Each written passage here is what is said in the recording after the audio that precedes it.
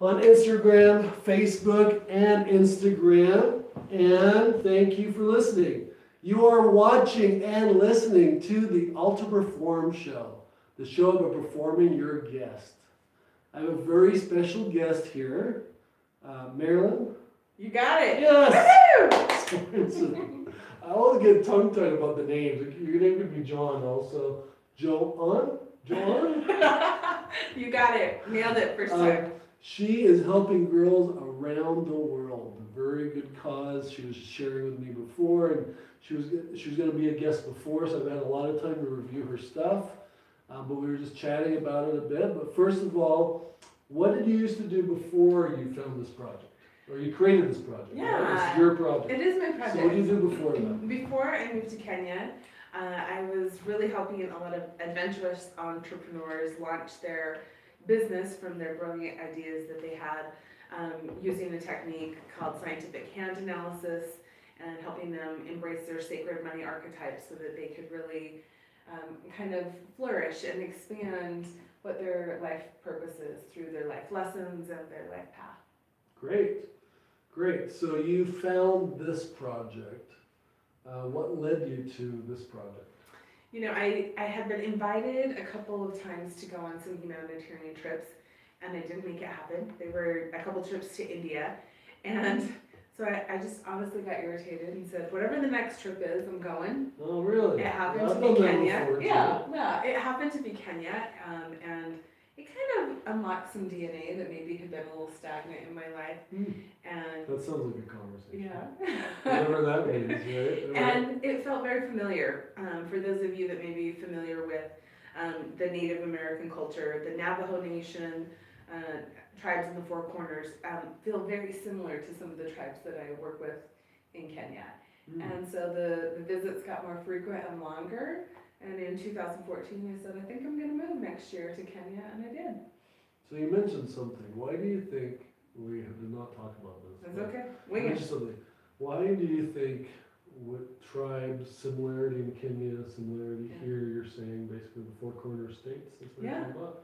Why is there a similarity when they're so far apart? And why is there such a difference between whatever our culture is? What do you call our culture? The native, like our European culture. Yeah, European style. culture, yeah. Why is there such a separation, and why are there such, well, I'm asking too many questions now. We were talking about how much healthier way Kenyans are. Yeah. And we're supposed to be the advanced society. Absolutely. So how, first of all, okay, remember all? I remember. So why are the tribes similar?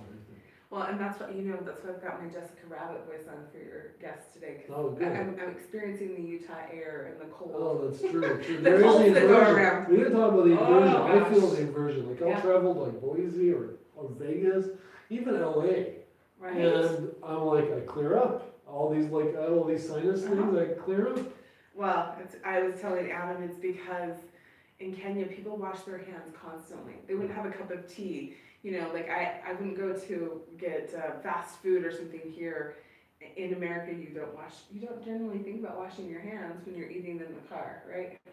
Kenyans don't do like a drive-thru. Yeah, like a drive-through. Kenyans don't have that for starters. There's no drive-through. But they wash their hands continuously. So the Navajo Nation, especially of Indians, their hogans look almost identical to the Maasai, which is a tribe in Kenya. One of the most remote tribes left on the planet who still practice their cultural activities and traditions daily. They look identical. A hogan is kind of mud and sticks and round. Same with a manada often, except it's made with elephant dung often, elephant and cow dung as well. Look similar. Their beadwork is very similar. So, there's some thought processes out there that maybe we all come from the motherland of Africa. But it's fascinating how their traditions, a lot of their way of life is very, very similar. But and how they have, by governments, been separated as well, by their home governments and sometimes exploited as well. Yeah, I'm sure. Yeah. I mean, exploitation really happens in every society.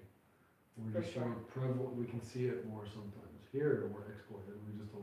People just don't see it. Yeah. You know, it's all about the dollar, all about the commerce, and I'm a businessman too, but it's all about keeping that monster and buying the new stuff. And here's a new ad. You want a new car, right? Well, your old car works fine, but you want a new car. Yeah.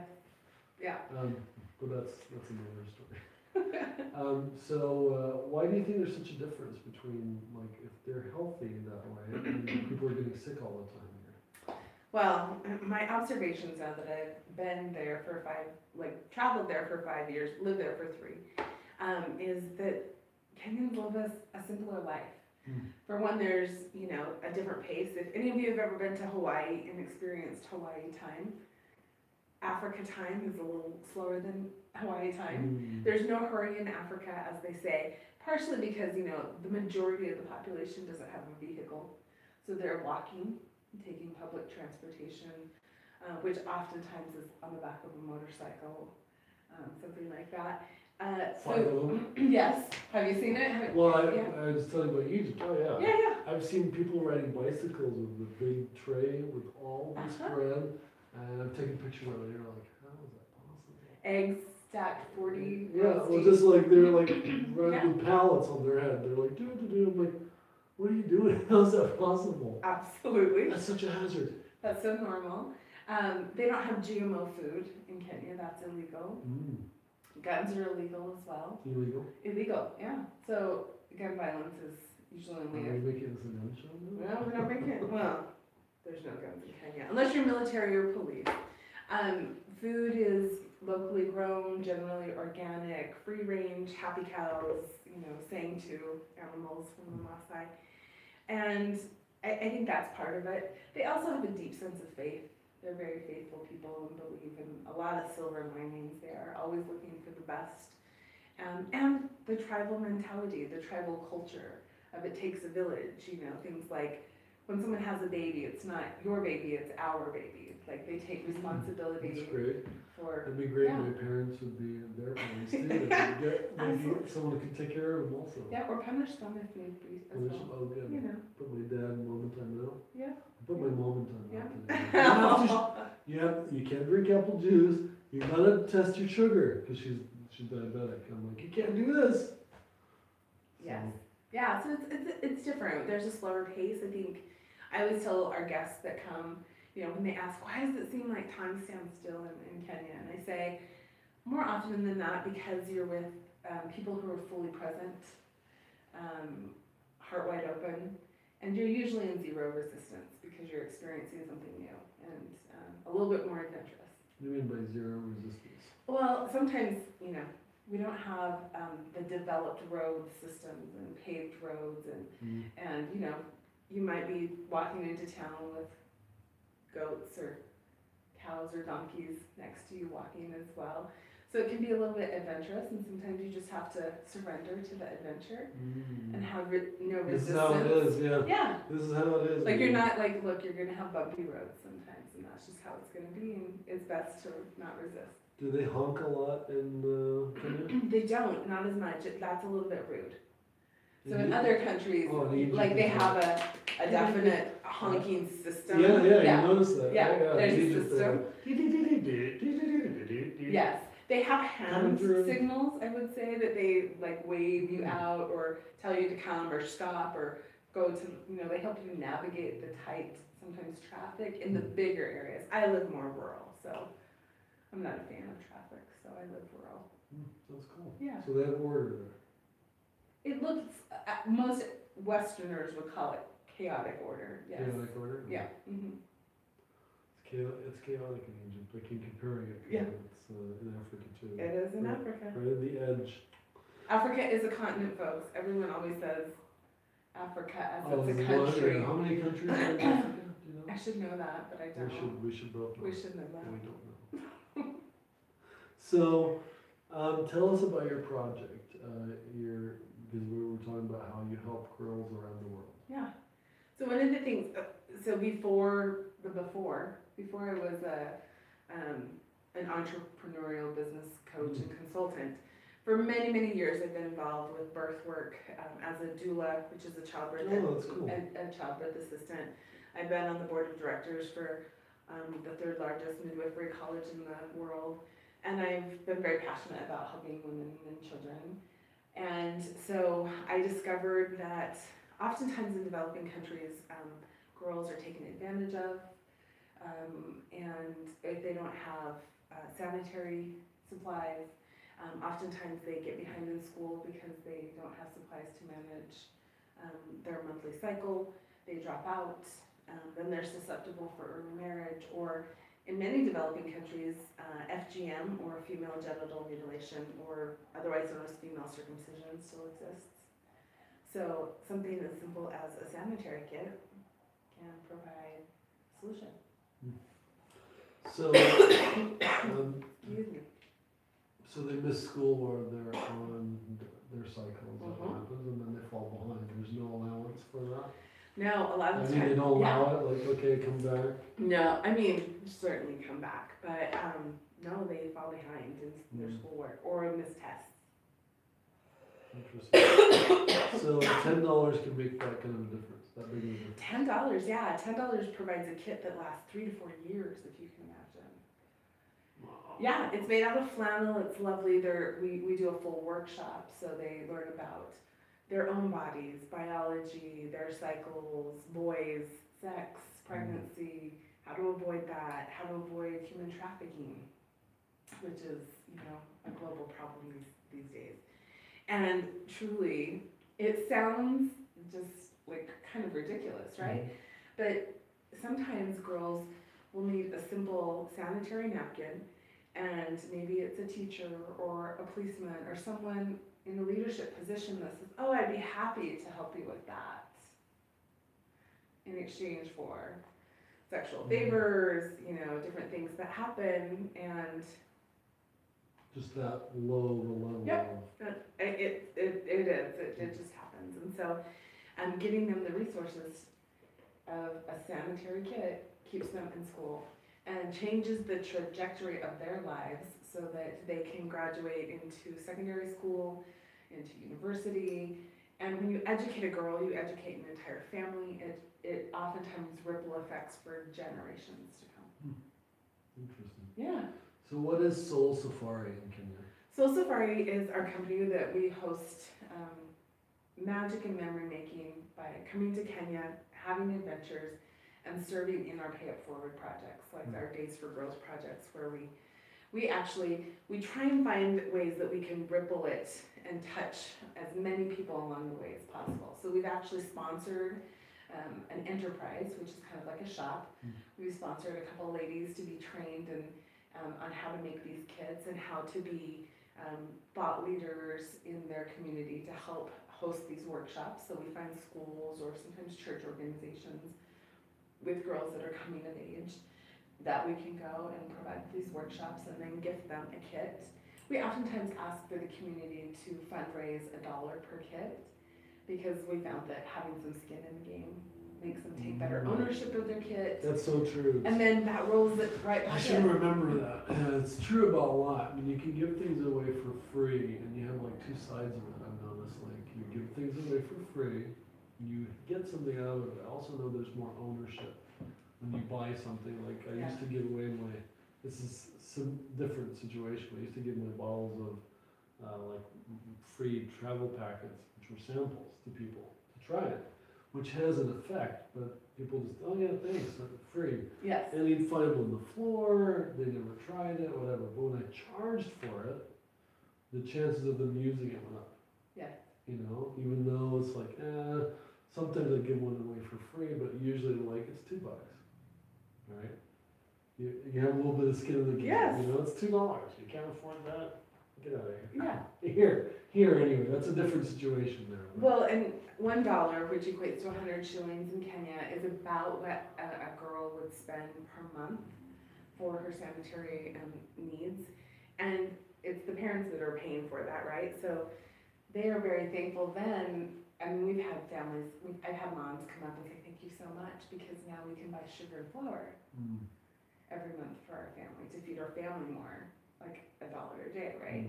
So it pays it forward instantly, and that's 3 to 4 years of savings. So so not just 1 month. That's great. So you got the washable sanitary kits that we're talking about, Yeah. right? That's one of our projects that we do at Soul Safari. So people from all over the world come and spend usually about 2 weeks where we have adventures. We start off hugging and playing with orphaned elephants. That happens. Are they Because cute? they're They show adorable. on the Oh my gosh, yes. carousel and- They're so fun. Very, very playful. Some of them a little naughty. They like to get in a little trouble, but it's super fun. That's usually what we start day 1.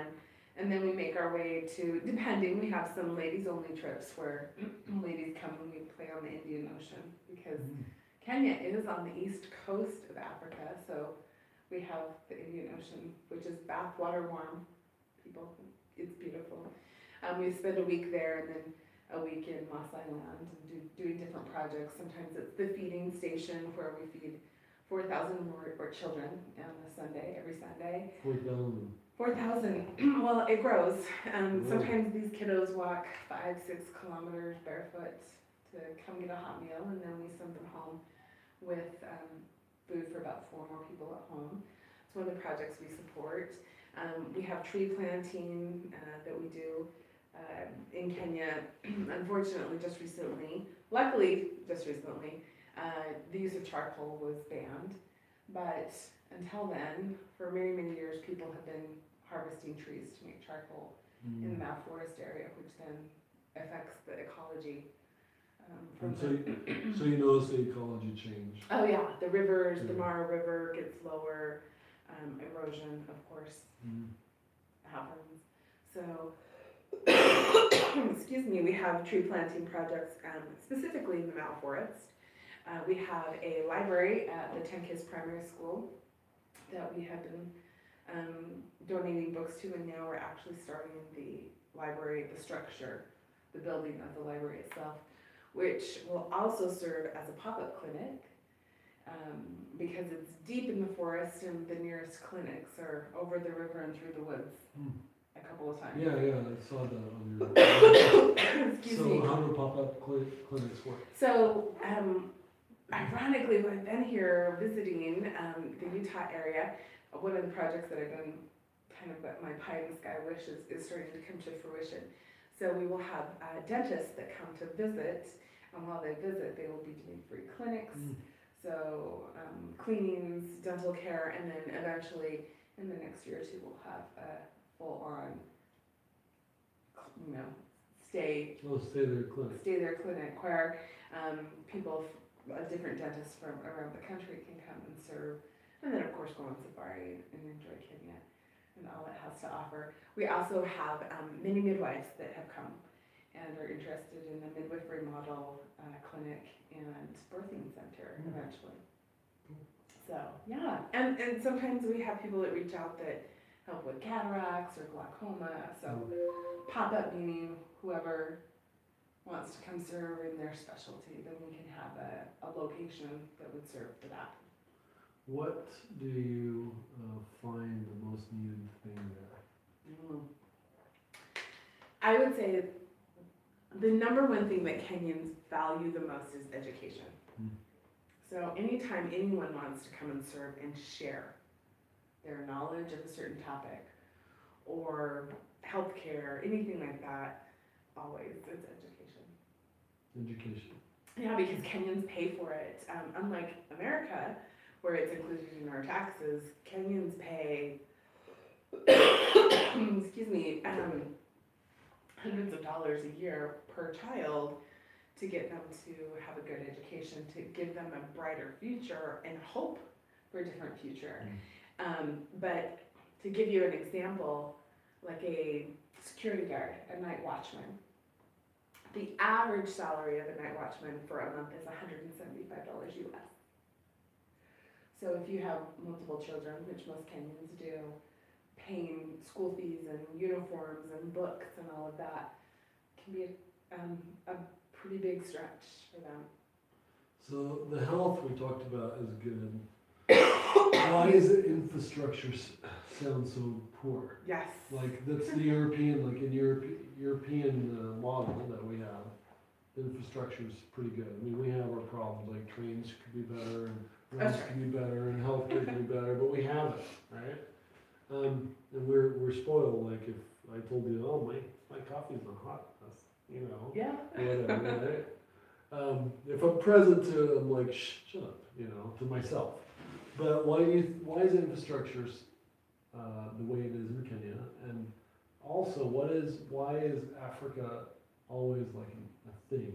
That like we're always trying to do things for Africa. Yeah. So I guess my experience now that I've lived there a while would be a couple things. Most governments still have a level of corruption that happens. I would say not that the U.S. doesn't either, but sure. When you have such a disparity in income and a really high rate of unemployment, that can sometimes, you know, come into play. And also just resources, like they don't have all the people that are paying taxes at the rate that, say, an average American would pay. So building things are just, it takes a lot of money, especially for roads. Now, I will say in Kenya, we do now have the Madaraka Express, or the standard gauge railway, which is opened up last year, and now new lines are being opened. It's fast. Yeah, it's fast. Express. Yeah, from Nairobi to Mombasa, to the coast of Mombasa. It used to be about an 8-hour drive, but on the train it's 4. 4 hours. Yeah. Great. And you get to go through the conservancies for We don't have trains like that here. We don't. We're old school. We don't. Or just like before I got here, we have the rainy season, and the rainy season combined with a fault line, an active fault line, we had a huge hole in the earth, a big crevasse open that was in some places 300 meters deep. Wow. So fixing something like that will take a long time. It washed out the main road, swallowed up a few cows, a vehicle, unfortunately a couple kiddos too. All but one were saved. But you know, having the heavy equipment like we have access to here doesn't always exist. I mean, I have videos of lovely little ladies that I've met on the side of the road that are hand chopping gravel. Like that's a job, right? Ladies. For the road? For anything. For any development. There are people that literally sit on the ground and take boulders and hand chop them into gravel. Old school, like the prisons. Yes. Here. Yes, that's a real job. And it's not a prison job. It's for real. Yeah. So it's just development. They're just behind. It's not a country that has that access yet, and they're getting there. Yeah. I would say South Africa is the most developed African country in the general region. South Africa? Yeah, very developed country. But what, so, I don't know if you answered this yet, but what drew you to Kenya? I'd been invited to go on a couple trips.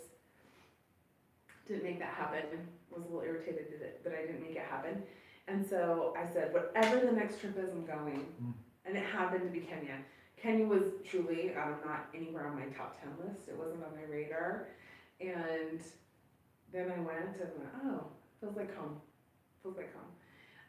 And just opportunities kept opening up themselves. And so when I declared that I was going to move, I was asked to help with orphanages, and my landlady there introduced me to the governor and the vice president of the country, and I've had all these wonderful connections. And then really just where my heart is drawn is where I tend to dive deeper. And then our guests that come on Soul Safaris, of course, then wherever their passions lie, whether it's the library or the Days for Girls kits or tree planting, we let them.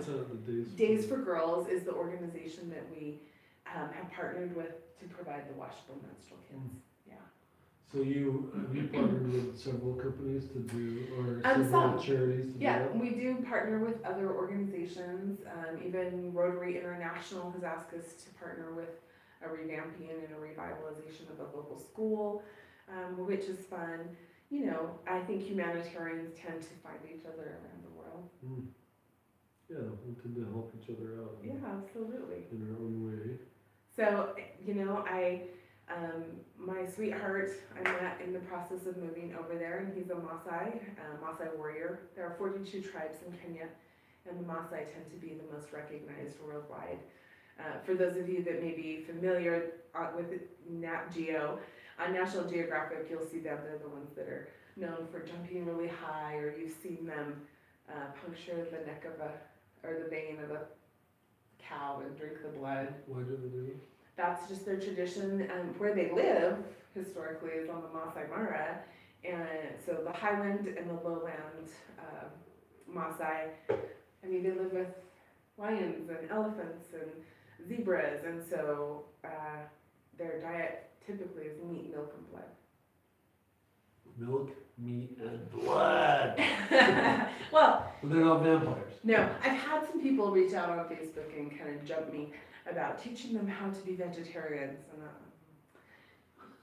please come teach Maasai who live with elephants how to grow a garden. Elephants are a little destructive and hard to keep out of a Well, it's easy. square foot garden. It's easy to tell someone how to do something and not actually do it. Yes. Like I've had people tell me how to do my show, but they're not doing a show. Now the people that are doing a show, I listen to them. Mm-hmm. There's only a few, like they don't, but it's interesting, the people doing don't talk to you the same way. They do talk to you about stuff that's totally different. Totally different. Totally different. You know what you could do, because they know that you could go in different directions, and some of it doesn't actually matter. Yeah. Right? They know what matters is the grind, is really what matters. Yeah. And then some like little tricks and whatever, but it's different, totally different experience. It's such a trip. Like I could tell you, how to teach them to be vegetarian. You should say, oh, you know, that's a great idea. Why don't you come with me? Come with me. And you can do it yourself. Show them Yeah. how to keep the elephants and the... Because you're saying it's wrong, but go ahead and tell them how Yeah. to do it. Stay there, come hang out with me, you know. Yeah, they're an ancient tribe, They'll so... get quiet real fast. Like that. Yes. Well, no, but you're going there. I'm like, no, you come with me. So thank you so much for being on the show. Is there anything you wanted to say? I know how far Oh, goes God, fast, it does. right? I love it. Thank you for the opportunity. You're welcome. It's an honor and privilege to be with you and share some space with your audience. Yeah, thanks for coming. Thanks for being flexible with the schedule. Something fun to do while I'm here visiting from Kenya. Yeah, right? Yeah. Right. So if people want to get a hold of you or donate to your cause, where should they go? Soul, Marilyn Knows, MARILYN, KNOWS. Yeah, you did. You got it. Good. MarilynKnows.com, and you'll see the Soul Safari option on our drop-down menu. You can learn more about what we do and how, you know, people are supporting near and far, and how a simple $10 can truly change the life of a young lady and her family. $10. $10. Arturo, that's the price of a drink. It So is. he loves to say that. You're not gonna do that? It's the price of a drink, and this is like his. It's a margarita. This was $3. I bought the postman, he came in the same time, I bought him a coffee, because he was like, it made his day. Yeah. Right? His day just started or something, because he's delivering mail at 4:15 or something. Oh gosh. But they're able to, this does not matter how we do it, but they're able to, usually mailmen can set their own schedule, so they can go out at 6 p.m. if they want. As long as they do a mail, yeah. Wow. Yeah, you'll see a mailman late at night sometimes. It's not because he had a bunch of mail usually, like this time of year, it's not because he had a bunch of mail, it's because whatever, it's okay, whatever he did. I had a package delivered to me on Sunday and I was a little shocked. Maybe he was just late. So, thank you very much for being on our show. Remember MarilynKnows.com, is that correct? And that's for your cause, and is that also about Soul Safari? Yeah, so you can find out where our upcoming adventures are. We have them almost every month in Kenya. Great. Eventually I'll be able to click and we'll see your website too. Absolutely. I haven't figured out how to show the website. I'm like, why are you working? Technology. Yeah, It's crazy. It's me actually. So as we say in Kenya, in Swahili, asante sana. Thank you so much. Oh, you're welcome. Yeah. And keep your eyes and ears open for the Ultra Perform show, the show about performing your best. Tomorrow we'll have a very special guest, Elizabeth. She'll be talking about trying to get it all done. She's a life coach and a mom of 5. She's going to be sharing stuff about being a mother, what it takes to keep them healthy and not choking them, stuff like that. That's tomorrow at 5. So you can listen to our show weekdays at 5. You can also just Google it, Ultra Perform, and it'll pop right up on Google, and you can listen to it there. For your iPhone users, you'll have to click a couple times to get to it, but it'll pop up there too. And you can hear us on iTunes and iHeart. See you guys later. See ya. Thank you. And then I'll wrap those up in just a second. Hey guys, you get to watch me close out because sometimes I forget to close the radio and then we'll start talking and it just doesn't, it seems so weird, you know? So here we go, guys. See you guys. Let's do it here.